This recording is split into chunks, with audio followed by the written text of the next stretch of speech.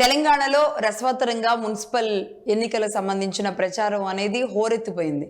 దాదాపుగా 15-20 రోజుల నుంచి ఏ పార్టీ కూడా ఏ అవకాశాన్ని వదులుకోకుండా 7 కార్పొరేషన్లు అలాగే 116 మున్సిపాలిటీలు 116 మున్సిపాలిటీల్లో చిన్న లీడర్ అని లేరు, పెద్ద లీడర్ అని లేరు.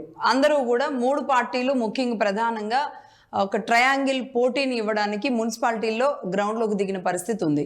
కాంగ్రెస్ బీఆర్ఎస్ వర్సెస్గా సాగిన ఈ గేమ్లో బీజేపీ బండి సంజయ్ గారు లాంటి వాళ్ళు అలాగే కిషన్ రెడ్డి గారు లాంటి వాళ్ళు కూడా దిగిన తర్వాత ఇంకాస్త అది హీట్ పెంచింది. అంటే మున్సిపాలిటీలను ఇంత సీరియస్గా తీసుకున్నారు అని.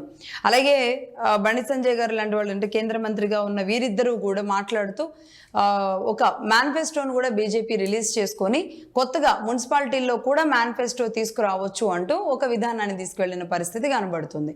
అలాగే బీఆర్ఎస్ పార్టీకి కలిసి వచ్చే అంశాలు ఏంటి? బీఆర్ఎస్ పార్టీ ఈ ఎన్నికల సమావేశంలోనే కేసీఆర్ గారిని విచారణకి పిలిచేలాంటి పరిస్థితి, అది సెంటిమెంట్గా ఎంతవరకు వర్కౌట్ అవుతుంది? అలాగే కాంగ్రెస్ పథకాలు లేదంటే ఇప్పుడు మన జూబ్లీహిల్స్ ఎన్నికలు ఒకెత్తి అయితే ఇప్పుడు కాంగ్రెస్ పార్టీకి ఒక రెఫరెండం అంటే గ్రౌండ్లో ఎలా ఉన్నామని తేలే అవకాశాలు ఇప్పుడే ఉంటాయి. బట్ అధికారంలో ఉన్న పార్టీగా ఎడ్జ్తో ముందుకెళ్తుందా లేదంటే రేవంత్ రెడ్డి గారి పాలనా విధానానికి మార్కులు వేసే విధంగా మున్సిపాలిటీ ఉంటుందా?